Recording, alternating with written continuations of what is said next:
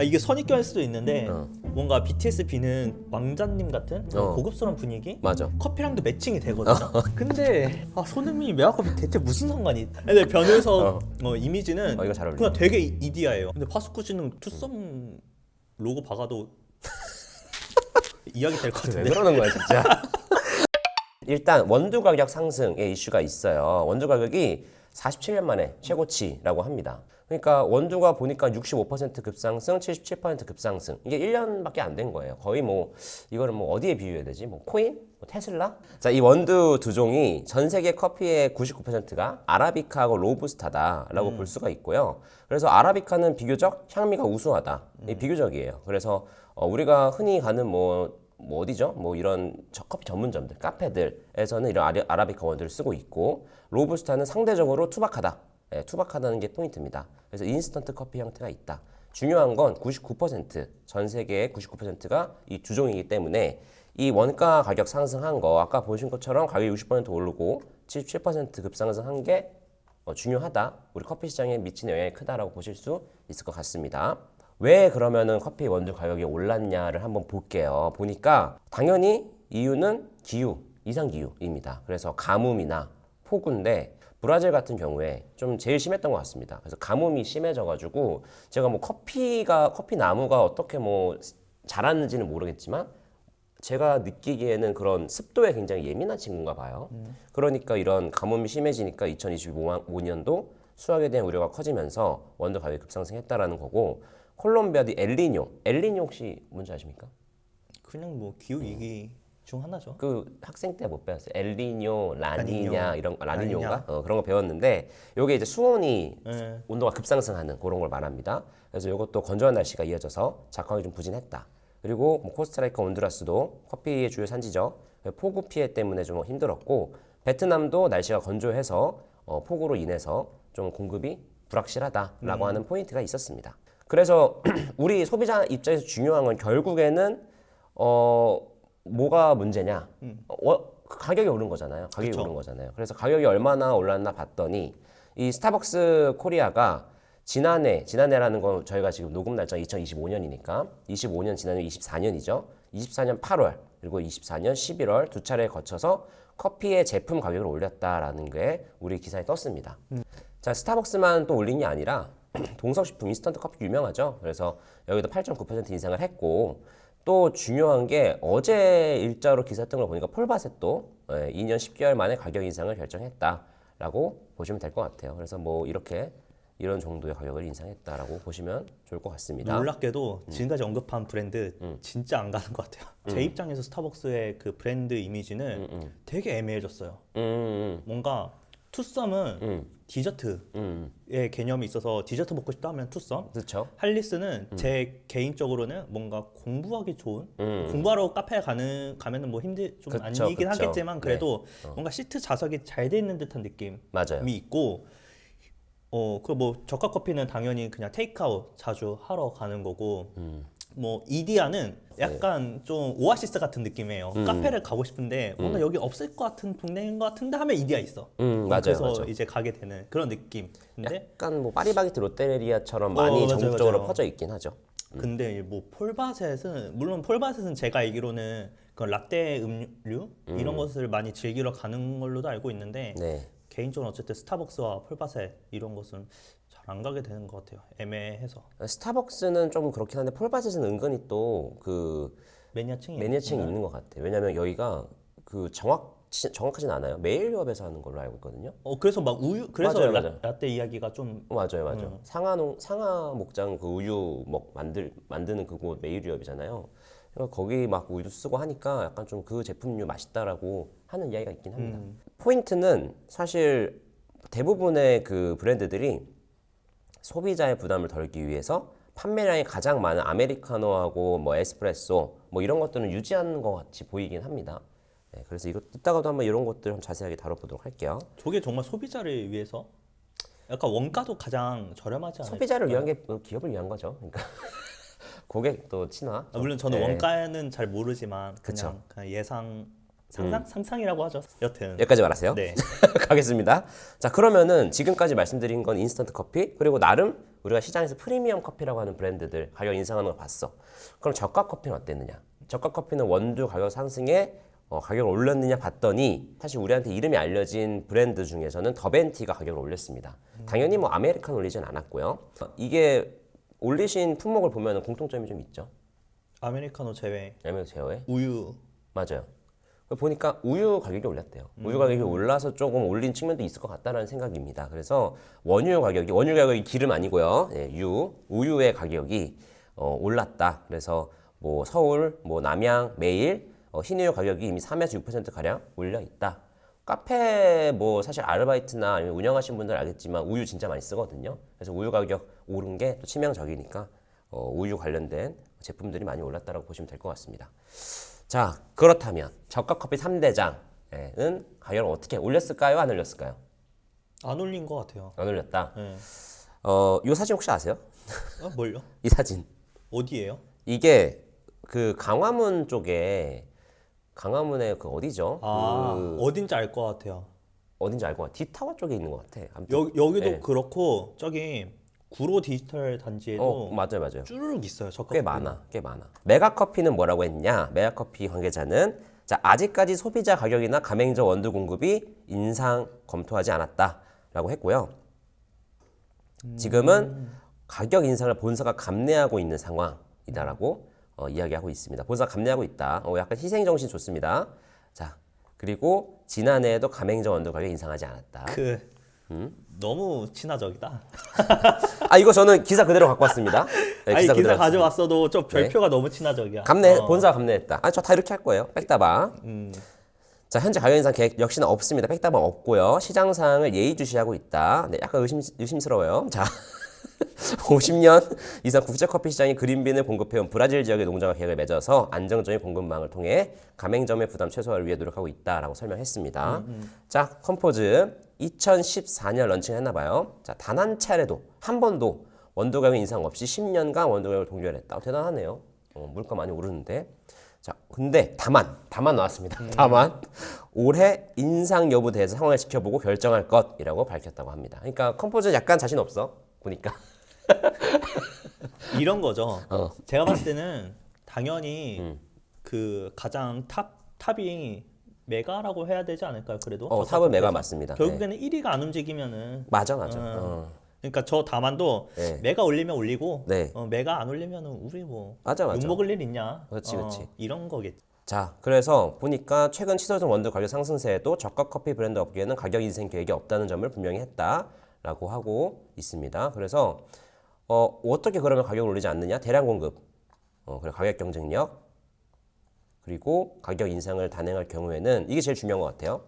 단기적인 매출 감소가 우려되기 때문이다. 그리고 좀 아무래도 그 세계 친구들, 세계뿐만이 아니라 그냥 그 저가 커피 시장의 경쟁력은 결국 가격이잖아요. 그러다 보니까 그렇지 않느냐라는 예상이 있는 것 같습니다. 근데 다만 원두 가격 상승세가 장기화될 경우에는 인상 가능성도 배제할 수 없다라고 하는 전망까지 예측하고 있습니다. 자, 그도 그럴 게 최근 3년 사이에 이 저가 커피 브랜드들 진짜 엄청 성장했거든요. 그래서 성장했던 요인이 뭘까라고 한번 생각을 해보면은 결국에는 가격 경쟁력이 있었다라고 볼 수 있을 것 같아요. 그러면은 지금부터는 이 저가 커피 시장에 대해서 한번 이야기를 해볼 텐데 그 전에 우리나라 커피 시장 지금 어디까지 올라와 있는지 현 상황부터 한번 짚어보도록 할게요. 우리나라는 지금 커피 공화국이라고 부를 정도로 커피를 많이 마시고 있습니다. 제리 씨 뭐 하루에 커피 몇 잔 마시세요? 전 요즘은 한 석 잔 마시는 것 같아요. 석 잔? 네. 그 우리나라 국민 한 사람이 한 해 평균 400잔이 넘는 커피를 마신다고 합니다. 그러면은 한 해가 일수로 며칠이죠? 365. 365일이니까 하루에 한 1.1개 정도는 좀 먹는 것 같다라고 보시면 될 것 같아요. 특히나 주목해야 될 부분, 국내 카페 시장 2019년이 7만 개였거든요. 카페가. 근데 2024년에는 10만 개가 돌파했다. 그러니까 10만 개가 뭐 말이 10만 개지. 사실 이 지방보다는 수도권이 훨씬 밀집해 있을 것 같으니까 이게 지금 굉장히 진짜 그 많이 있다. 경쟁이 심하다라고 볼 수 있을 것 같고요. 전체 매출은 15조를 돌파했다. 커피 시장이 15조 시장입니다. 지금은 이제 카페 종사자가 27만 명. 이 카페 종사자를 어떻게 정의하는지 모르겠지만 카페 관련돼서 일하시는 분들이 27만 명 규모다라고 보시면 될 것 같아요. 어마어마한 시장입니다. 자, 그러니까 급격하게 성장하는 시장이니까 브랜드들의 경쟁도 굉장히 치열하죠. 말씀하신 것처럼 아까 앞에 보였던 이런 그림처럼 사람들은 이 세계 어디 가지 막 고민 많잖아요. 어디 가지 막 고민 많잖아요. 저도 그래서 오늘 이 세 개의 커피 다 사봤는데 되게 뭐 위치 다 비슷하고 사실 경쟁 치열할 수밖에 없겠더라고요. 다 위치 비슷하고 고객 다 같은 고객들 대하고 있으니까 그런 부분에서 한번 보면 좋을 것 같고 2023년 가맹사업 현황 통계에 따르면은 커피 브랜드 수라는 거는 이렇게 우리 메아커피 하나, 뭐 백다방 하나 이런 걸 하나씩 쳐가지고 브랜드 수가 886개다. 예, 뭐 임팩트가 없을 수 있는데 요 부분 치킨이 669개입니다. 그래서 치킨보다 한 200개 정도 더 많다. 우리가 흔히 말하면 대한민국이 무슨 공화국이냐? 치킨 공화국이었다. 코리안 프라이드 치킨, KFC. 근데 지금은 커피 공화국이 되었다라고 보면 될 것 같아요. 왜냐면 외국이 아까 우리가 그 1년에 한 사람당 400잔 마신다 했잖아요. 다른 외국이라고 하기 좀 모호하긴 하지만 다른 나라는 평균 한 200잔 정도도 안 마시는 것 같더라고요. 그래서 우리나라가 사실 커피를 많이 마시긴 한다. 그래서 한국의 그 커피 시장에 내용에는 없지만 한국 커피 시장에 진출한 해외 브랜드 요즘 진짜 많습니다. 뭐 뭐 발음이 좀 어렵네. 아세요? 인텔리시안스, 뭐 인텔리시아지, 뭐 이런 브랜드도 이번에 들어왔고, 그게 세계 3대 커피래요. 그리고 뭐 3대 맞아? 제가 왜냐면 영어에 약해가지고 푸글리안가 아무튼 뭐 그런 것도 하나 있고. 뭐만 하면 3대야. 뭐 파이브 가이즈 들어올 때도 아니 그렇게 하지. 세계 뭐 햄버거 3대 뭐 저쩌고. 맞아요. 그리고 합정동이 아까 말한 것처럼 어쩌고저쩌고 하나 들어왔고, 그리고 저기 뭐야. 저기 잘 아시는 거 저기 잘 모르려나? 팀홀튼. 팀홀튼. 회사 주변에 회사가 어디시죠? 근데 요즘 그 팀홀튼은 되게 많이 곳곳에 있는 맞아요. 것 같더라고요. 근데 캐나다 팀홀튼. 사실 거의 안 가지 않나요? 보통? 많이 가겠지. 아니, 왜냐면은 생각했지. 그 브랜드가 알기로는 원래 첫 1호점 할 때는 거기 줄 섰어. 오픈런 했잖아요. 줄 섰어. 새벽부터. 맞아요. 했는데 그게 사실상 제가 알기로는 캐나다의 저가 커피거든요. 근데 우리나라 와가지고 한국 패치 돼가지고 그쵸. 저가 커피가 전혀 아닌데 추억도 못 건드렸지 가격 면에서도 메리트가 없지 해서 조금 수그라든 걸로 알고 있어가지고. 커피는 이제 그렇게 뭐 해외에서도 한국에 들어올 정도로 한국 커피 시장은 굉장히 크다라고 인정을 하고 있는 것 같아요. 이런 성장세에 사실 한몫을 한 건 역시나 저가 커피 브랜드들이다. 이런 커피 시장에 뭔가 나름 중요한 역할을 했다고 생각한 게 근거가 있습니다. 그 최근 소비자 빅데이터를 조사한 결과를 보니까 2024년 외식 프랜차이즈 브랜드 5,806개 중에 가장 검색이 많이 된 브랜드로 메가 MGC 커피가 지목되었다라고 하는 기사가 떴어요. 알고 계셨습니까? 몰랐어요. 모르셨죠? 그러니까 이게 뭐 매년 아마 그 네이버 검색량을 조사를 하나 봐요. 네이버 검색량 중에서 커피가 아니라 외식. 그래서 외식 뭐 BHC, BBQ 다 있겠잖아요. 그런 프랜차이즈 브랜드 중에서 가장 검색이 많이 된 브랜드가 뭐냐라고 했을 때 메가커피가 지목이 됐다는 거죠. 그러니까 이게 사실은 대단한 게 2018년 이후로 매년 1위 자리를 지켰던 도미노 피자를 제치고 메가커피가 1위를 차지했던 겁니다. 그래서 큰 의미라고 생각하거든요. 이게 그냥 단순히 커피 업계뿐만이 아니라 이게 외식 시장에서 1등이라는 건 뭐 메가커피 입장에서는 되게 뭐 나름 의미가 있는 수치인 것 같다. 그래서 밑에 있는 하위 뭐 브랜드 보니까 저도 그래서 밑에 있는 하위 브랜드들이 별로면 좀 그럴라 했는데 다 좋은 브랜드들인 것 같아서 나름 신빙성 있는 좋은 결과인 것 같아서 가져왔습니다. 메가커피 지금 매장 수 몇 개인 줄 아세요? 3,200개. 좀 더 늘어났습니다. 2024년 기준 3,300개. 사실은 3,372개까지 확인했습니다. 3,372개까지 확인을 했고 그 커피 전문점 기준 1위 그 이디야였죠. 재작년까지 아마 1위가 이디야였을 것 같아요. 그래서 재밌는 건 이디야가 그 작년 말 기준으로 매장 2,821개였거든요. 2022년도에 비해서 2023년도에 조사한 게 2,821개니까 그게 10% 정도 떨어졌다. 그래서 아마 올해 현재 기준 매장 수는 미공개를 했대요. 이디야가. 그리고 그걸 보아하니 메가커피가 아마 1등이지 않을까라는 예상이 나오고 있습니다. 제가 생각해도 메가커피가 1등을 할 것 같습니다. 느낌이. 그래서 오이도점에 3,000원 나온 사진 보여드렸고요. 그러니까 저게 지금 그 영업하는 매장 기준이라는 거잖아요. 그렇죠? 4,005점은 이제 영업하는 그 매장이 아니라 그냥 좀, 순서에 그쵸, 따른 순서에 그런 거고. 따른 매장의 그냥 그 4,000번째다. 계약 4,000번째 계약이지. 그치, 그런 거죠. 좀 다르더라고요. 저도 그걸 보니까. 그러면 다른 저가 커피 3대장 어떤가 보겠습니다. 컴포즈하고 백다방 성장세도 역시 만만치 않습니다. 자, 그 저가 커피 시장 2위인 컴포즈 역시 2년 동안 매년 약 400개의 매장을 출점했고, 그리고 백다방 역시 최근에 매장 수를 빠르게 늘리면서 고속 성장하고 있습니다. 보니까 1244개에서 1736개, 무려 2년 만에 거의 뭐 3분의 1은 성장한 거잖아요. 그렇죠? 그러니까 많이 오픈을 했다. 백다방도 되게 오픈 안 하는 것 같은데 은근히 백다방도 진짜 많이 오픈을 해요. 그리고 컴포즈 커피도 대박입니다. 거의 뭐 2년 만에 거의 뭐 1000개 가깝게 오픈을 했고, 이거 숫자 아마 다시 리뉴얼 해야 될 거예요. 그리고 메가커피도 보시다시피 진짜 많이 성장을 했죠. 그래서 메가커피가 제일 많네요. 컴포즈 커피도 이따가 얘기하겠지만 뭐 인수가 됐죠. 그런 졸리비? 상황이죠. 네, 이따가 얘기하려 했는데 편집. 자, 가겠습니다. 자, 그래서 말씀드린 것처럼 커피 시장 2위인 컴포즈 커피, 저가 커피 시장에서 2위인 컴포즈 커피, 그리고 3위인 백다방 역시 최근에는 매장 수를 빠르게 늘렸다라고 하는 게 포인트가 될 거고요.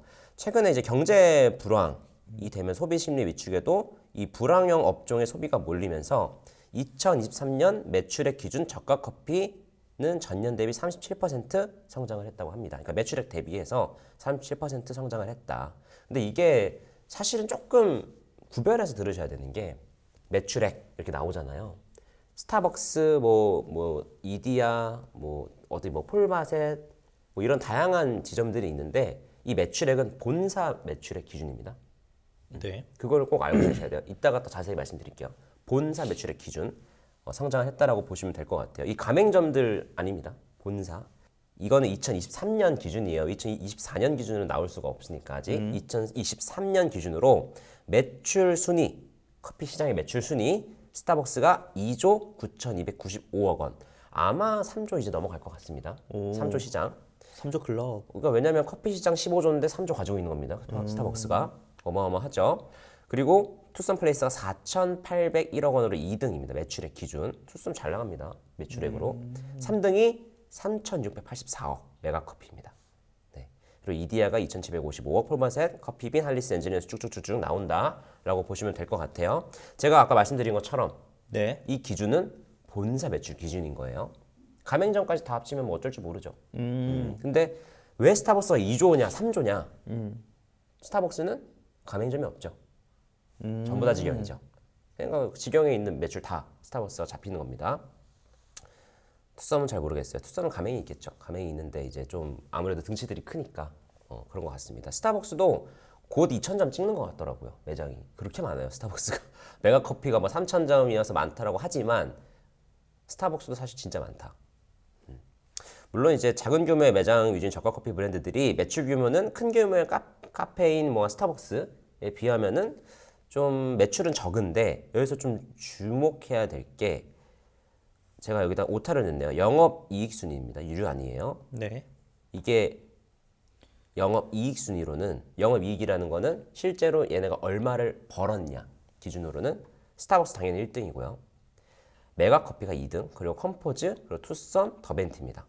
이게 포인트가 뭐냐면, 이 이익 측면으로 봤을 때 순위는 저가 커피 3명이 들어가 있다. 전체 커피 시장에서 이익 내는 거는 3명이나 들어가 있다. 그럼 자연스럽게 나오죠. 영업 이익률 순위가 나옵니다. 영업 이익률 순위 1위, 조금 약간 비이상적인데 영업 이익률 컴포즈 커피 41% 나왔어요. 이것도 사실 제리 씨가 한번 집어준 적이 있는데 41%가 컴포즈 커피에 나왔고, 메가커피가 18.8%, 더벤티 14.6%.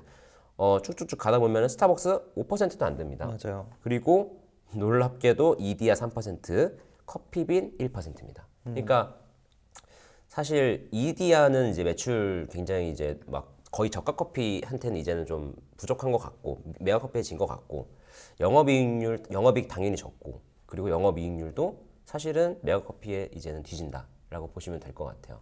그래서 이디야는 사실상 요 숫자만 봐도 많이 힘들긴 하다라고 보실 수 있을 것 같습니다. 아무래도 이 저가 브랜드들이 갑자기 급격하게 성장할 수 있는 이유도 역시 그런 좀 가벼운 창업 방법 때문이거든요. 뭔가 가맹점 위주로 해서 폭발적으로 늘릴 수 있잖아요.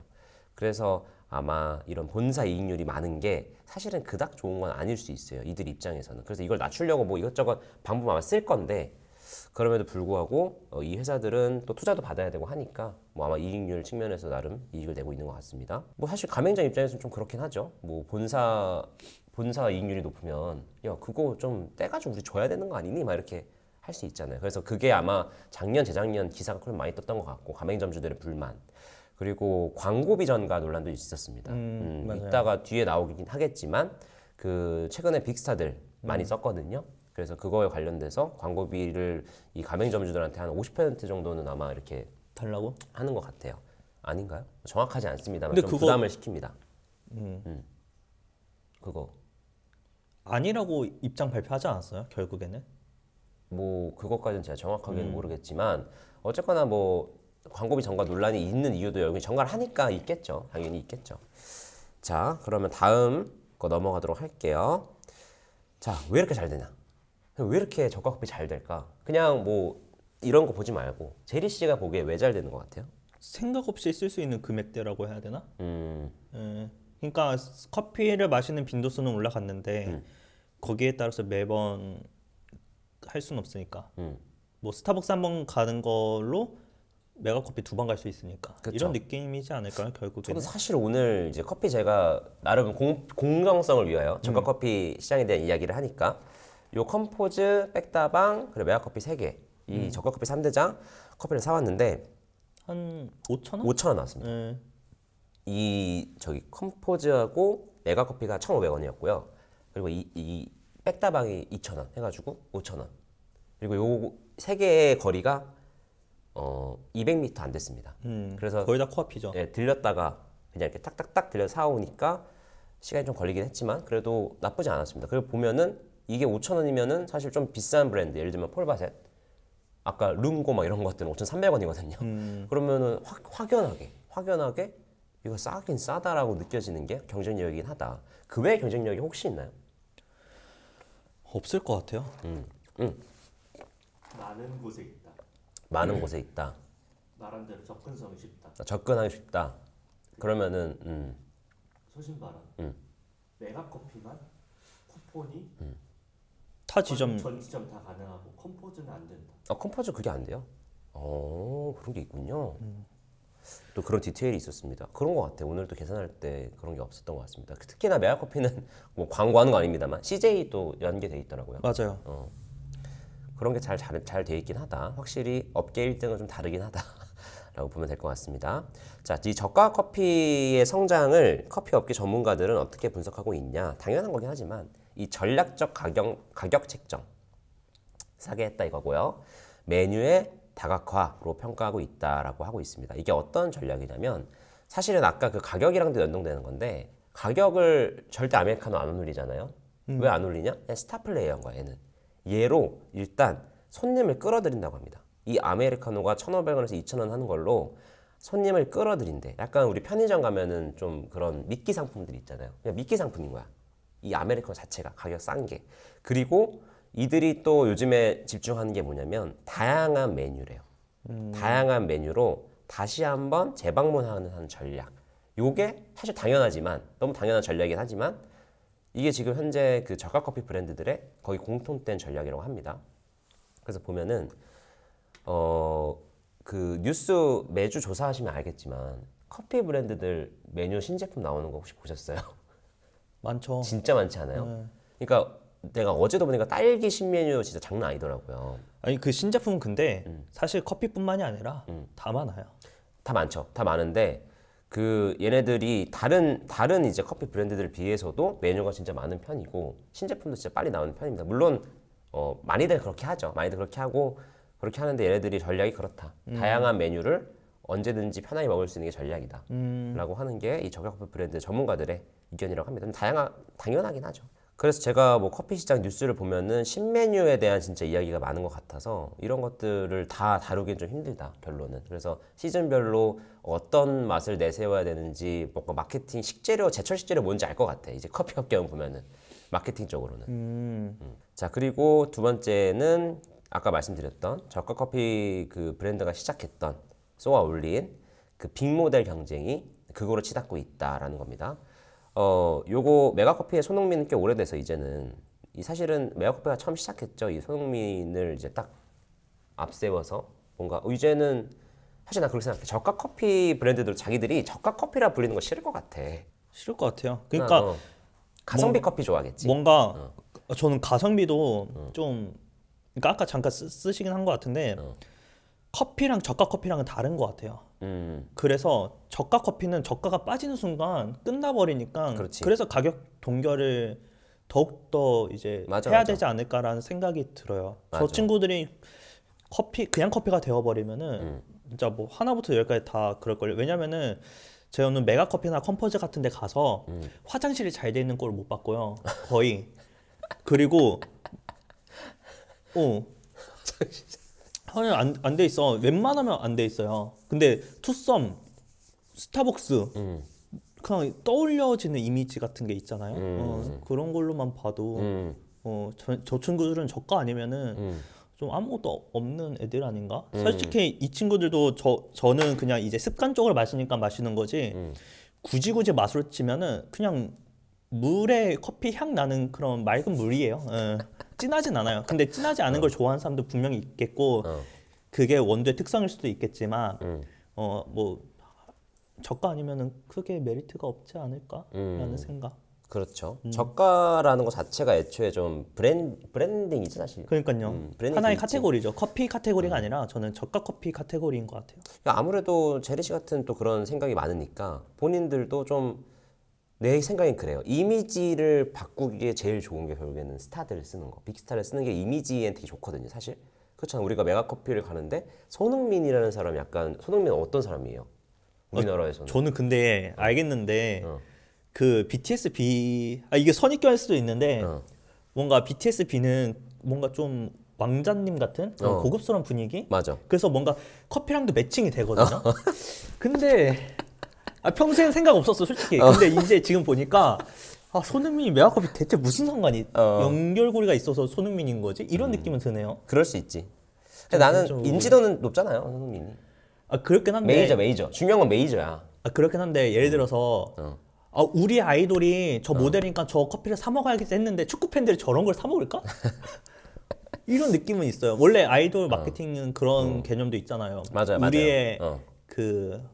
이 아이돌 우상이 저거를 광고하니까 저거를 해서 이제 이렇게 매출도 펴줘야지 이런 마음도 있는 걸로 아는데 그 마음이 과연 축구 팬들에게도 있을까?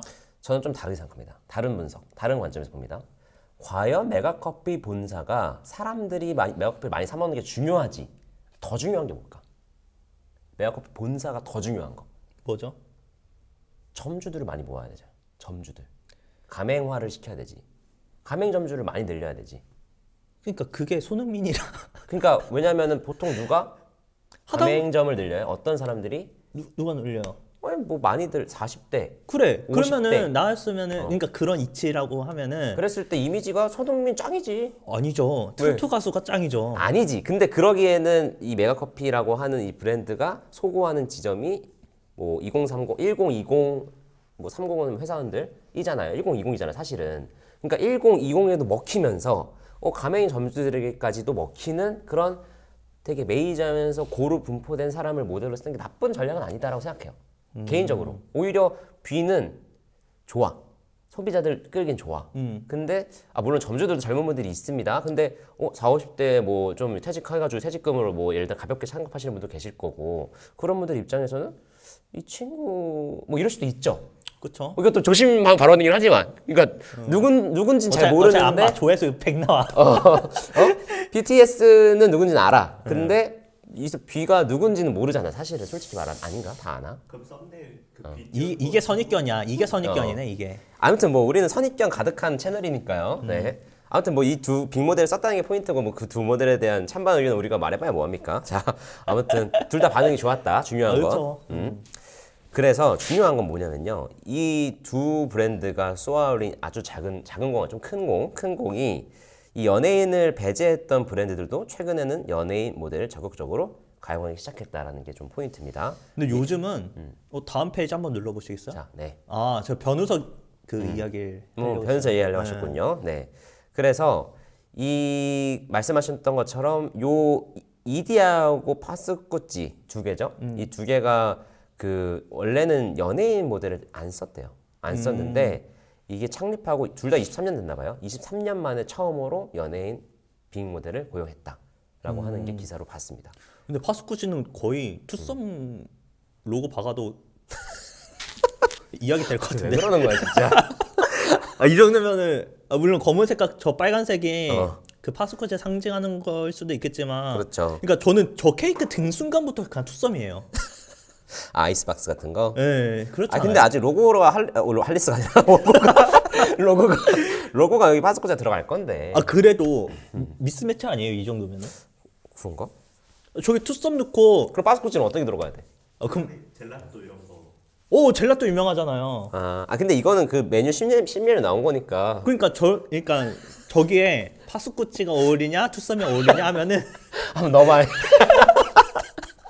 그건 난 투썸인데. 로고만 바꿀. 투썸이지 완전 투썸인데. 아무튼 이제 아 이거 중요한 거 그게 중요한 건 아니잖아. 이게 파스쿠찌가 들어가나 투썸이 들어가나 할리스가 들어가나 할리스 잘 어울린다 이거. 근데 변우석 그 저 파란색. 이미지는 이거 잘 어울린다. 그냥 되게 이디야예요. 되게 이디야. 잘했어 이디. 근데 오른쪽은 일단 파스쿠치 없어. 오케이. 그러면 어때요? 이게 손흥민. 아니 얼마나 고심했겠어요 이 팀에서 누구를 써야 되나. 아무튼 고민을 한 결과로 이디야가 창립 23년 만에 파스쿠치. 처음으로 변우석 모델로 기용했고 파스쿠치 중요한 건 SPC의 파스쿠치입니다. 아 파스쿠치는 SPC. 그러니까 카리나 쓸 수 있는 겁니다. 아 카리나 맞죠? 에스파 카리나? 근데 잘 몰라 그런 거를. 파스쿠치. 에스파의 카리나를 모델로 내세웠다라고 보시면 될 것 같습니다. 또 뭐 의견 있으세요? 누가 어울릴까 파스쿠치는? 파스쿠찌는 약간 난 오히려 파스쿠찌 느낌이 좀 그 누구죠? 그 이탈리아 셰프님? 파브리. 맞아 파브리. 파브리한테 잘 어울리지 않아? 뭔가 느낌이? 아무튼 네. 너무 개인적인 의견입니다. 네, 다음 넘어가도록 할게요. 되긴 합니다. 자 그러면은 저가 커피 업계가 이대로 계속 성장을 할 것이냐? 그러면은 성장을 할 거라고 생각하십니까? 계속해서? 저는 사실 안 할 것 같아요. 성장이 눈에 보이는 그 우상향 이런 개념은 어딘가에는 있겠지만 그게 마냥 건강한 성장은 아닐 것 같아요. 건강한 성장은 아니고. 예. 그러면은 이대로 성장하는 데 있어서 제가 제 기준에서 생각해 봤을 때 이 저가 커피 업계에서 해결해야 되는 일이 뭘까를 한번 정리해 봤습니다. 1번. 일단 아까 맨 처음에 말씀드렸던 원두 가격 상승. 결국에는 우리가 요거 하나 만드는데 커피 가격, 원두 가격이 계속 높아지면 어쩔 수 없이 가격을 올려야 될 수밖에 없잖아요. 이 기업은 이익이 남아야 되니까.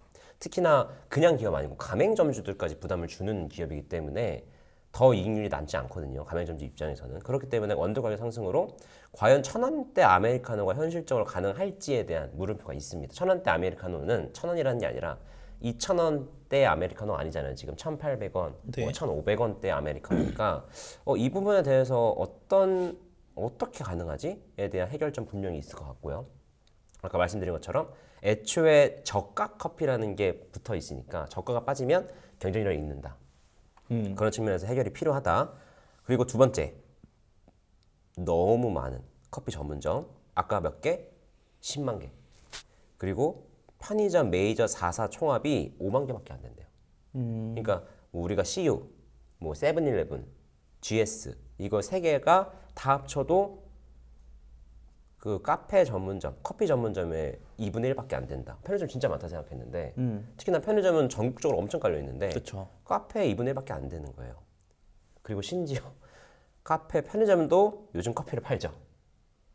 사실 그렇잖아요. 커피를 파니까. 맞아요. CU 990원이에요. 그러니까 따지고 보면 사실 15만 개 아닌가 라는 생각이 또 듭니다. 그럴 수도 따지고 있겠네요. 보면 저 커피 전문점 브랜드가 그 개인 카페 포함이에요? 네, 다 커피 전문점이라는 건 싹 다. 왜냐면 지금 그렇게 될 수밖에 없는 게 내가 지금 계속 생각하는 게 종사자가 아까 27만 명. 27만 명인데 점포수가 10만 개다. 그럼 한 점포당 2.7명. 3명이 안 된다. 그렇지, 3명이 안 된다. 근데 스타벅스 이런 데만 가도 그렇지. 5명, 6명 있고. 그리고 휴무 하시는 분들도 하면은 많은데. 맞지. 근데 그러면은 개인 점포가 진짜 많은 거야. 해물 많지. 나이키 치면 그러면은 스터디 카페도 카페인데? 뭐 그것까지 생각 안 해봤네. 근데 그거 뭐 100만 개 100만 개가 아니라 꽤 그래도 있지 않을까? 많아? 만 개 되나? 만 개까지 모으는데 은근히 많아요. 저희 집 주변에도 3개나 있는데요. 스터디 카페가. 스터디 카페가 뭐 시장을 내두를 정도는 아닐 것 같은데. 그렇긴 한데, 그러니까 굳이 그 개수를 치면은 왜냐면 스터디 카페도 결국에는 커피 마시면서 자리 차지하니까 자리를 조금 더 편안하게 차지하는 카페. 뭐 그렇죠. 근데 여기서 말하는 경쟁의 의미랑 좀 다른 것 같습니다. 스터디 카페는 독서실이랑 경쟁하는 것 같습니다. 독서실은 안 되지. 아니 원래 스터디 카페가 독서실 경쟁 아니야? 맞아. 편안하게 백색 소음 들어가면서 공부한다. 독서실이랑 스터디 카페가 경쟁 구도라고. 경쟁 구도라고. 아. 좀 다릅니다. 가겠습니다. 근데 진짜 궁금하다. 스터디 카페도 그런 카페 업종인가? 카페 있지 않을까? 결국에는 그 식음료를 하려면은 그러니까 그러니까 결국엔 그런 거야. 커피를 판매하는 거를 카페 업종을 하기에는 너무 커피를 파는 데가 많아요. PC방 어떻게 할 거야? 그러니까 영화관 어떻게 할 거야? 그러니까 그러니까 그거는 보이지 않는 또 모수가 있는 거죠. 근데 메인은 그 주력하는 거는 커피를 사 먹으러 오는 게 아니니까 뭐 그렇진 않을 것 같아. 업태가 서비스네. 서비스네. 그럼 다르네. 아니네. 아닌 거야. 또 어떻게 등록해야 될지 다르겠죠. 자, 문제는 여기 있습니다. 사실은 문제는 이 개인 카페가 아닙니다. 카페 10만 개 중에 8에서 90%가 개인 카페라는 거예요. 우리가 좀 재밌는 것 같아요. 이거는. 그러니까 아무리 생각해봐도 이 커피 프랜차이즈들이 훨씬 이 시장이 많을 거라 생각했거든요. 저는 50%는 될 줄 알았어. 근데 프랜차이즈가 2만 개밖에 안 된대요. 개인 카페가 훨씬 많다. 그 10만 개 중에 10만 개 중에 8, 90%가 개인 카페라는 거야. 사실 문제가 심각한 거다. 이게 사실은. 그쵸. 다 없어져야 돼. 왜 없어져? 없어지는 건 아니고. 너무 몰려 있어. 자, 이런 게 참 문제가 되고 있다라는 거 한번 찝은 겁니다. 이거 왜 이러죠? 잠시만요. 근데 그러면 지금 생각해 보니까 네. 무인 카페. 무인 카페도 카페 카페지, 아닌가? 카페지. 무인 카페는 진짜 카페일 것 같은데. 카페지. 최근에 진짜 무인 카페 많이 늘어나는데. 전 무인 카페는 진짜 없어질 거라 봐요. 왜요? 관리가 너무 안 되잖아요. 무인 카페는. 그러니까 뭐 나중에 좀 개인적인 이야기를 하지만 저는 무인 카페가 미래라고 생각합니다. 저는 지금은 아닌 것 같아요. 지금은 아니긴 해. 근데 무인 카페가 미래다. 카페 업계 저가 커피는. 그러니까 그게 과연 좋은 일인가 싶기도 하고. 뭐 지나가겠습니다. 네. 그리고 네 번째는 사실 이제 우리나라 커피 시장은 누가 봐도 포화죠. 말이 안 돼. 그러니까 비공식적으로 커피를 판매하는 걸 빼고도 지금 10만 개가 카페라는 거야. 심지어 8, 90%는 개인 카페. 그리고 국내 프랜차이즈 커피 시장이 포화 상태를 맞이하면서 저가 커피 브랜드가 잇따라 그래서 해외 공략이 가능한지에 대한 검토가 필요하다는 거예요. 왜냐하면 우리나라 시장은 이미 포화야. 누가 봐도. 그래서 이런 커피 브랜드들이 K푸드 열풍에 힘입어서 이런 특화 메뉴를 통해서 시장 확대에 나서겠다라는 전략으로 본다라고 하는 기사였습니다. 그래서 더 자세히 보니까 이디야. 자, 이디야 요즘 어떻습니까? 국내에서 상황이 막 그닥 좋지 않죠. 막 리뉴얼도 하고 하는데 사람들의 그 저가 커피에 대한 사랑은 꺼지지 않는 것 같아요. 그 최근에 그 말레이시아의 그 엘미나라는 지역에다가 또 입점을 했고요. 그리고 2029년까지 말레이시아에 200개 가맹점을 낸다는 것이 목표다. 그러니까 말레이시아에 좀 투자를 하겠다라고 하는 측면인 것 같습니다. 그리고 이디야 괌에도 현재 매장 오픈을 앞두고 있고요. 그리고 2호점, 3호점 오픈 준비도 하고 있다. 그래서 이디야가 좀 해외에 집중을 좀 하고 있는 걸로 보입니다. 그리고 더벤티, 아까 더벤티 간간히 나옵니다. 첫 해외 매장으로 캐나다를 택했다. 네. 한국의 팀월튼이 되겠다. 맞나요? 뭐 세 글자로 똑같네요. 자, 그리고 메가 MGC 커피도 몽골 울란바토르에 처음 매장을 열었다라고 보면 될 것 같습니다. 그 몽골 전 잘 모르는데 몽골이 되게 우리나라 그 브랜드들이 되게 인기가 많대요. 편의점들도 인기 많고 그렇다고 하더라고. 그래서 메가커피도 나름 좋은 선택을 한 것 같아. 다 좋은 선택을 한 거겠죠. 근데 좀 재밌는 건 나라를 다 다르게 간 거는 이유가 있을까요? 약간 뭐 투자자의 성향도 있지 않을까요? 결국에는. 뭐 어쨌거나 어디 가나 잘 되나 보다. 그 좀 다른 이야기긴 한데 뉴욕에 아마 카멜 커피 잘 되고 있는 거 기사를 봤거든요.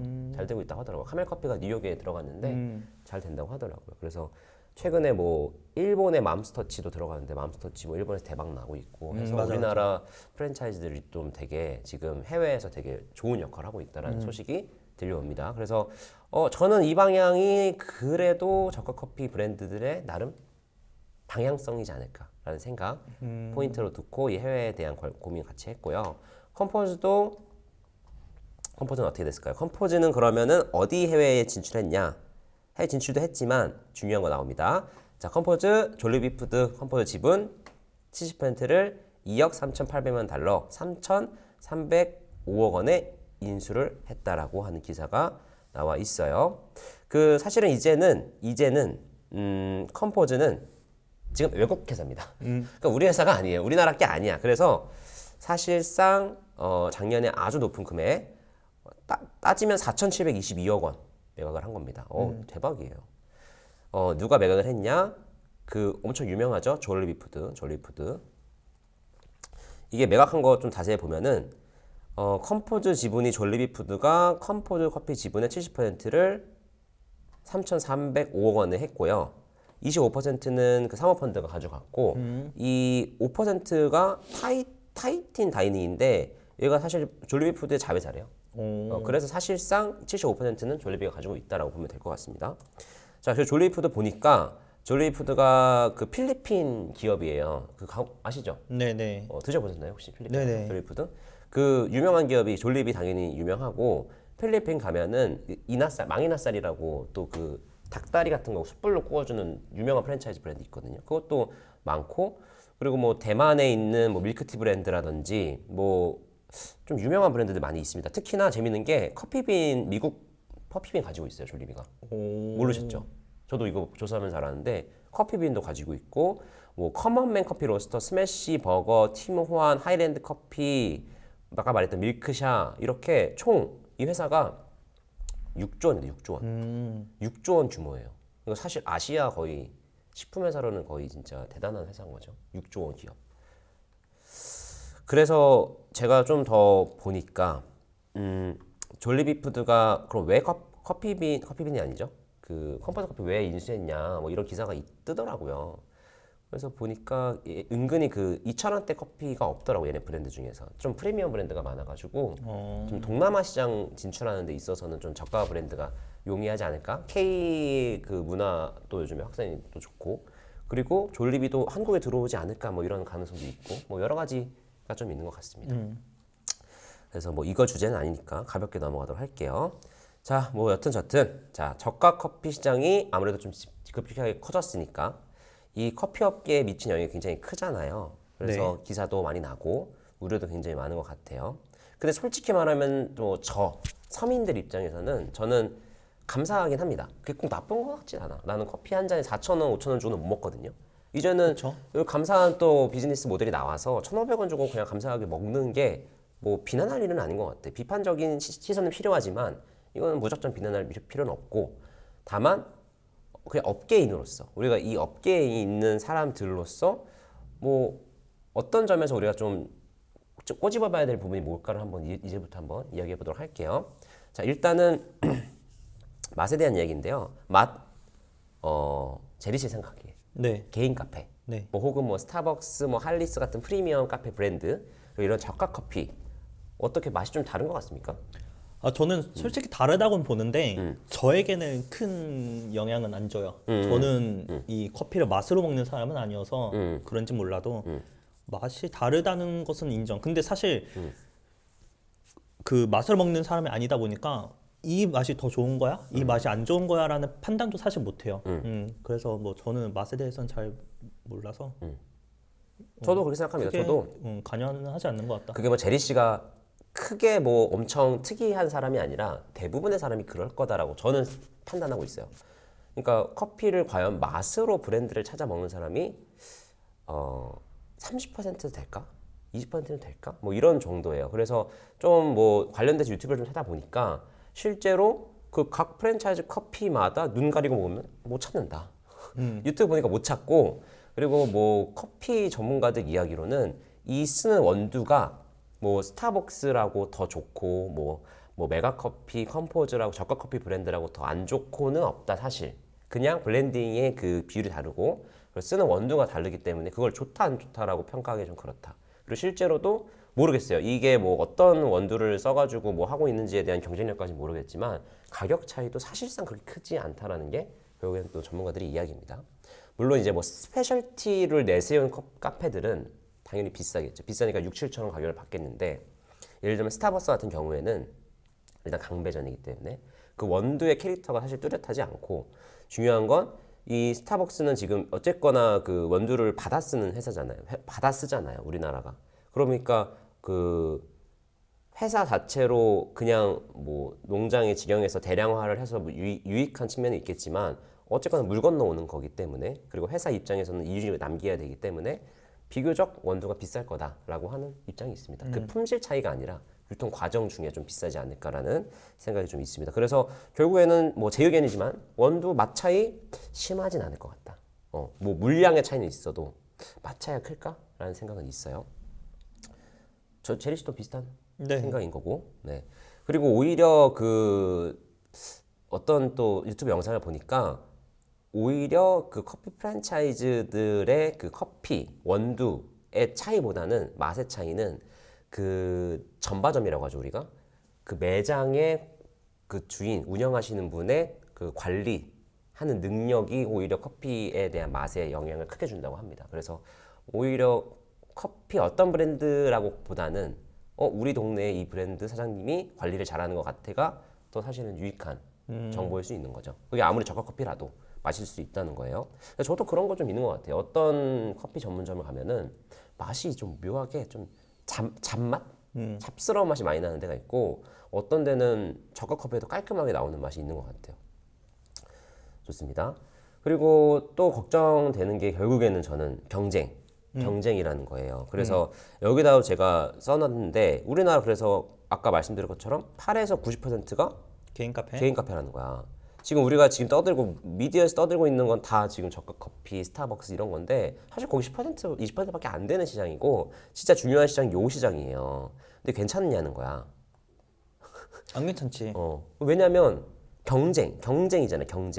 경쟁을 누구랑 하고 있어요? 이 카페들이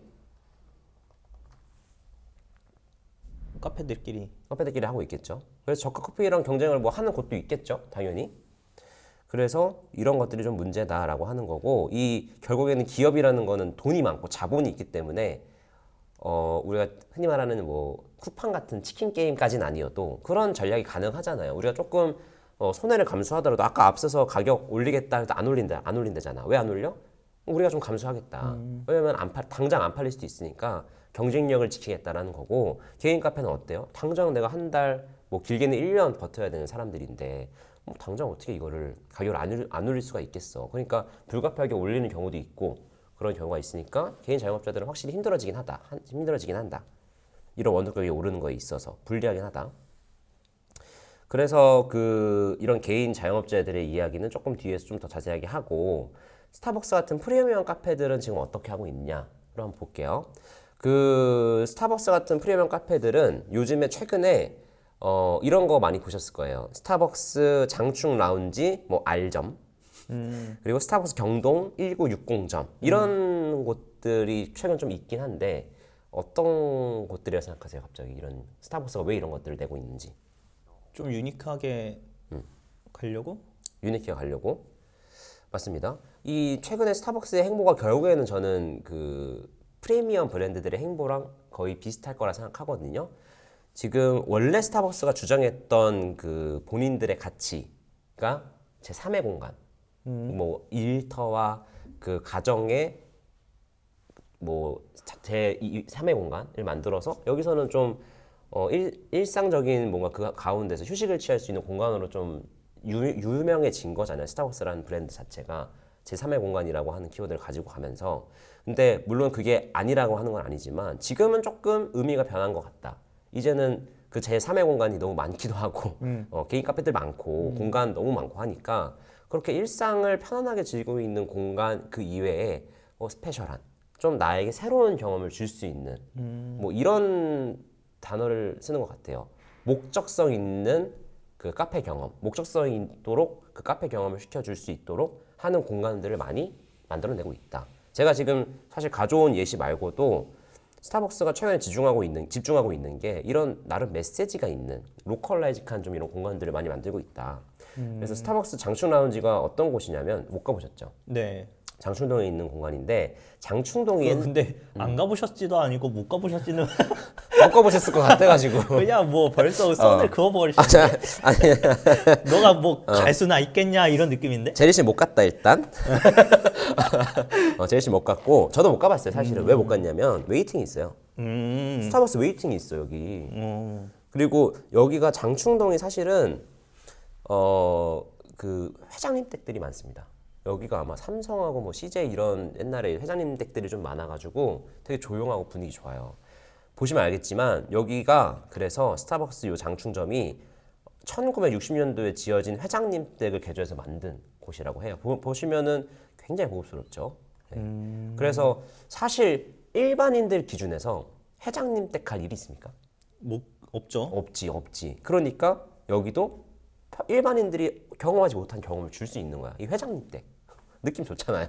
그래서 약간 새로운 경험, 여기를 목적지로서 내가 내비게이션 찍고 갈 수 있는 장소들을 스타벅스도 하나씩 만들어내고 있다. 우리가 스타벅스라고 하면 그냥 회사 앞에 뭐 출근하기 전에 잠깐 책도 읽고 퇴근할 때 잠깐 뭐 커피 한 잔 마실 수 있는 공간이었는데 이제는 이런 목적성 강한 장소들이 하나씩 등장하고 있다라는 게 포인트고 여기는 조금 되는 곳이긴 한데 그래도 좋은 예시니까 경동시장에 스타벅스가 들어왔었죠. 그래서 여기가 뭐냐면 그 영화관 1960년도 때 지어진 영화관을 개조했던 공간이에요. 그래서 여기는 가보셨죠? 네네. 여긴 가봤죠. 여기 가봤습니다. 나랑 같이 갔던 것 같아. 아무튼 여기도 사실은 처음에 등장했을 때 굉장히 임팩트 있었거든요. 왜냐? 시장 안에 스타벅스가 하면서 들어왔고 되게 좋은 사례로 막 많이 등장했었어요. 다양한 컨퍼런스 많이 등장했었고. 그래서 이런 스타벅스도 결국에는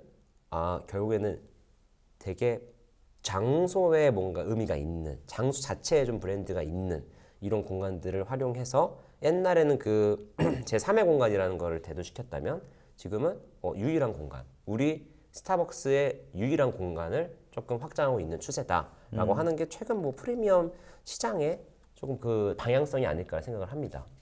그래서 뭐 다른 브랜드들은 뭐 그렇게 하고 있지는 않습니다. 다른 분들은 지금 그렇게 하고 있는지 모르겠지만 스타벅스의 행보는 지금 그렇다. 대표니까 3조하는 회사니까 의미가 있으니까 한번 봤고요. 그러면 개인 카페 같은 경우에 좀 고민을 좀 해볼게요. 개인 카페는 근데 말씀드린 것처럼 저가 커피랑 경쟁했을 때 가격적인 메리트는 없죠. 말씀드린 것처럼 그 자본 시장이 있는 회사 기업이니까 자본이 있는 기업이니까 거기에 덤빌 수는 없을 것 같아요. 그럼 개인 카페의 경쟁력은 뭘까? 스타벅스 같은 경우에는 공간으로 이렇게 화려하게 하는데 모든 개인들이 이런 걸 할 수 있을까요? 경험하지 못하는 것들을 막 이렇게 화려한 공간, 넓은 공간 못 하잖아요. 투자 금액 없잖아. 그 정도 돈이 없으니까. 그러면 그 90% 되는 개인 카페들의 경쟁력은 뭐냐는 거예요. 어떤 방향으로 고민을 해야 되냐 이거예요. 폐업이지 폐업. 그래도 생각을 해보자면. 일단 사실 90%라는 그 수치를 빼고 생각해야 될 것 같아요. 빼고. 네, 왜냐면은 그게 다수라고 그들이 옳은 건 아니잖아요. 그들의 다수는 본인들이 어쨌든 선택한 거고 어쨌든 허들이 낮다 보니까 뭔가 자연스럽게 어쩔 수 없이 이루어진 시장의 규모라고 생각하는데 어쨌든 그걸 제외하고 말한다고 하면은 결국 개인 카페이자 다른 말로는 동네 카페라고 볼 수 있을 것 같거든요. 그렇다고 하면은 그냥 그 일상에서 저들은 자본으로 인해서 일상에서 할 수 없는 특별함을 제공한다고 하면은 개인 카페들은 일상에서 경험했던 것을 조금 더 감도 있게 감도 있게. 할 수 있는 게 아닌가? 감도라는 말이 또 인상적인데 저는 저의 생각은 개인 카페들이 가질 수 있는 강점이 뭘까? 저는 그거라고 생각해요. 결국에는 스타벅스, 뭐 메가커피, 뭐 이런 컴포스 커피들은 결국에는 브랜드가 많이 있다는 거야. 희소하지 않다라는 게 포인트 것 같아. 결국 개인 카페들이 가질 수 있는 강점은 희소성밖에 없어요. 희소성 말고 뭐가 있습니까? 그러니까 결국 개인 카페야? 개인 카페. 희소성. 그러니까 이 전국 전 세계에 내 이름을 건 카페는 딱 하나. 이 희소하잖아요. 이 자체에 대한 스페셜을 가져가야 된다고 생각해요. 예를 들면 뭐 스페셜리티 커피 입장에서는 우리 카페에서만 먹을 수 있는 뭐 메뉴나 뭐 아니면 커피나 이런 걸 개발해서 조금 더 목적지가 될 수 있는 거를 고민해야 된다. 근데 그게 공간적으로는 좀 힘들 수 있으나 그것도 최근에는 그런 공간을 좀 되게 막 꼭 규모가 크진 않더라도 이런 것들을 좋아하게 인테리어를 꾸미는 사람들도 굉장히 많으시잖아요. 좋은 공간을 만드는 사람들도 많으시고 하니까 우리 카페만 가지고 있는 어떠한 특정 메시지를 충분히 담는 게 커피 브랜드에서는 굉장히 중요하고 꼭 이게 뭐 커피만 있는 건 아닌 것 같습니다. 외식업 매장도 마찬가지인 것 같고 그래서 그런 관점에서 우리는 근데 이렇게 말하니까 어렵죠. 사실 희소하게 만든다는 게 좀 어렵죠. 쉽지 않은 일이죠. 어렵죠. 근데 결국에는 그 8, 90%가 다시 이야기하자면은 8, 90%는 어쩌면은 그냥 커피를 파는 집 이꼴 카페 맞아요. 정도로만 이제 접근을 하다 보니까 맞아, 그 정도의 규모로까지 이제 확장이 되지 않았을까. 당연히 다른 요식업도 당연히 맞아요, 치킨집 맞아요. 같은 경우에 결국엔 그러면은 일반적으로 생각하면 가격 경쟁밖에 생각이 나지 않을 텐데 그렇게 따지면 또 다시 경제 규모의 경제에 의해서 다시 밀릴 수밖에 없고 이렇게 되지 않을까? 맞아요. 그리고 또 중요한 게 그 개인 카페를 하시는 분들이 많이 좀 오해하고 있는 게 저는 있다고 생각해요. 사실은 따지고 보면 저가 커피와 그 경쟁을 한다라고 하기는 좀 애매하거든요. 그러니까 저가 커피 브랜드들과 개인 카페 브랜드들이 과연 경쟁 상대인 건가? 라는 고민이 좀 있습니다. 왜냐하면 우리가 뭐를 소비할 때 카페를 갈 때 커피가 맛있어서 간다기보단 사실은 거기에 있는 디저트 맛있어서 가는 거고요.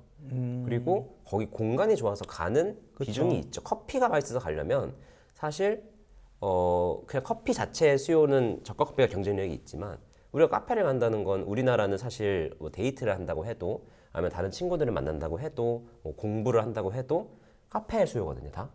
그럼 우리가 경쟁을 꼭 커피 가격에 둬야 되나? 이런 물음표가 있는 거예요. 그래서 개인 카페 입장에서는 저가 커피 시장과 경쟁을 한다는 판단은 일단 안 하는 게 이롭다. 그러면 경쟁 안 될 거거든요. 그런데 대신에 스타벅스와 프리미엄 브랜드들도 경쟁을 하는가에 대한 고민할 필요가 있지만 그들과는 다른 경쟁을 해야 된다고 생각하는 겁니다. 그래서 아예 경쟁의 판을 좀 바꿔야 되는, 좀 프레임을 바꿔야 되는 그런 좀 고민은 좀 하셔야 될 것 같다라는 생각이 듭니다. 그래서 이와 관련돼서 이런 고민과 생각은 어떻게 하면 좋을지에 대한 좋은 책이 하나 있어요. 그 책을 사실 오늘 이 이야기는 제가 하고 있는 마체 탐방의 이제 인트로 버전이었고요. 이제 그러면 과연 자영업 하시는 분들 어떻게 내 경쟁력을 가져갈 수 있는가에 대한 이야기를 제가 한번 다음에는 좋은 책 하나 갖고 올 거니까 그 책을 보면서 한번 우리가 어떤 자영업 하시는 분들 혹은 내 개인 브랜드 하시는 분들 입장으로서 어떻게 좋은 생각을 할 것인가에 대한 이야기로 한번 찾아뵙도록 하겠습니다. 그 마지막 갖고 온 요게 좀 가슴 아프긴 하지만 폐업 자영업자가 100만 명인 시대예요. 100만 명이 최고로 높은 시대니까 제가 앞으로 가져오는 주제들이 어떨지 모르겠지만 최근에 제가 진짜 제일 많이 보는 이 단어가 생존입니다. 과연 우리 이 F&B 시장의 자영업자들이 생존할 수 있는가에 대한 관점으로 여러분들 한번 다시 고민해 보시면서 오늘 이야기는 여기까지 해보도록 하겠습니다. 느낀 점? 뭐 딱히 없는데. 끝!